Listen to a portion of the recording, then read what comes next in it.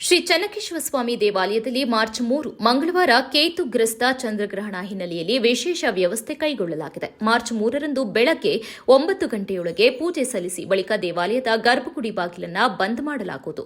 ಗ್ರಹಣ ಮುಗಿದ ನಂತರ ರಾತ್ರಿ 7 ಗಂಟೆಯ ಬಳಿಕ ತಿಥಿ ಪುಣ್ಯಾಹ ಆಲಯ ಅರ್ಚನೆ, ಅಭಿಷೇಕ ಮತ್ತು ಸಂಪ್ರೋಕ್ಷಣೆ ನೆರವೇರಿಸಿ ಮಹಾ ನೈವೇದ್ಯ ಸಮರ್ಪಣೆ ಮಾಡಲಾಗುತ್ತದೆ. ಗ್ರಹಣದ ದಿನ ಗರ್ಭಗುಡಿ ಮಾತ್ರ ಬಂದ್ ಆಗಲಿದ್ದು ಪ್ರವಾಸಿಗರು ದೇವಾಲಯವನ್ನು ವೀಕ್ಷಿಸಬಹುದಾಗಿದೆ.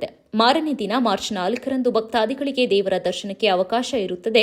ಗ್ರಹಣದ ನಿಮಿತ್ತ ವಿಶೇಷ ಪೂಜೆ ಸಲ್ಲಿಸಲು ಇಚ್ಛಿಸುವವರು ಹುರುಳಿ ಹಾಗೂ ಅಕ್ಕಿ ದಾನವಾಗಿ ಸಮರ್ಪಿಸಿದರೆ ಶಾಂತಿ ನೆರವೇರುತ್ತದೆ ಎಂದು ದೇವಾಲಯದ ಪ್ರಧಾನ ಅರ್ಚಕ ಶ್ರೀನಿವಾಸ್ ಭಟ್ ತಿಳಿಸಿದ್ದಾರೆ. ಭಕ್ತಾದಿಗಳು ಸಹಕರಿಸುವಂತೆ ದೇವಾಲಯ ಆಡಳಿತ ಮಂಡಳಿ ಮನವಿಯನ್ನ ಮಾಡಿದೆ.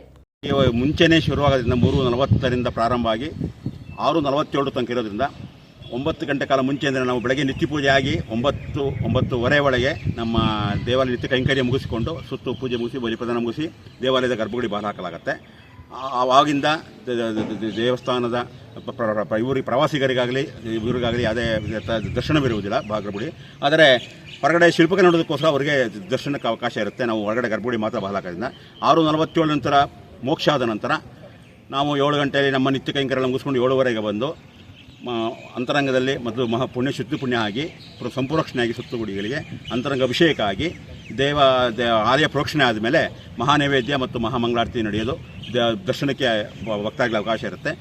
ಮತ್ತು ಇಲ್ಲಿ 7:15 ನಮ್ಮ ಇದರದ್ದು ಆರ್ಕಿಯಾಲಜಿ ಇರೋದು ಕ್ಲೋಸ್ ಮಾಡೋ ಹಂತ ಇರೋದ್ರಿಂದ ದರ್ಶನಕ್ಕೆ ಅವ್ರಿಗೆ ಏನು ಅವಕಾಶ ಆಗುತ್ತೋ ಅನ್ನೋದನ್ನು ನಾವು ಹೇಳೋದಕ್ಕೆ ಸ್ವಲ್ಪ ಪ್ರಾರಂಭ ಆಗುತ್ತೆ. 8:30 ಮುಗಿದ ಮೇಲೆ ಎಷ್ಟು ಜನ ಇರ್ತೋ ದರ್ಶನ ಮಾಡ್ಕೊಂಡು ಹೋಗ್ಬೋದು. ಮತ್ತು ಮಾರನೇ ದಿನ ಬೆಳಗ್ಗೆ ಮಾಮೂಲಿ 7:15 ಬಂದು ದರ್ಶನಕ್ಕೆ ಅವಕಾಶ ಇರುತ್ತೆ. ಇದು ಕೇತುಗ್ರಸ್ತ ಸೂರ್ಯಗ್ರಹಣದಿಂದ ಕೇತುಗೆ ಸಂಬಂಧಪಟ್ಟಂಗೆ ಭಕ್ತಾದಿಗಳು ಅವರ ಅಭಿಷಿಷ್ಟವಾಗಿ ಚಂದ್ರ ಅಂದರೆ ಅಕ್ಕಿ ಮತ್ತು ಹುರುಳಿಯನ್ನು ದಾನ ಮಾಡಿ ಅವರ ಇದನ್ನು ಗ್ರಹಣ ಮೋಕ್ಷದ ನಂತರ ಕೊಟ್ಟು ಆ ನಕ್ಷತ್ರ ಪುಬ್ಬ ಸಿಂಹರಾಶಿಯವರು ಶಾಂತಿ ಮಾಡ್ಕೋಬೇಕು ಅಂತ ನಮ್ಮ ಪುರಾಣ ನಮ್ಮ ಇದು ಹೇಳುತ್ತೆ. ಹಾಗಾಗಿ ಆ ನಕ್ಷತ್ರದಲ್ಲಿ ಹುಟ್ಟಿದವರು ಬೆಳಗ್ಗೆ ಗ್ರಹಣ ಹಿಡಿದಾಗ ಸ್ನಾನ ಮಾಡಿ ಜಪ ಕೂತ್ಕೊಂಡು ಜಪ ಮಾಡಿಕೊಂಡು ಇದನ್ನು ದಾನ ಮಾಡಿ ದೇವಸ್ಥಾನದಲ್ಲಿ ಯಾರ್ಯಾರು ದಾನ ಮಾಡಿದ್ರೆ ಅವರ ಏನು ಅಭಿಷ್ಟಿಕ ನೆರವೇರುತ್ತೆ ಅಂತ ಪುರಾಣ ಹೇಳುತ್ತೆ.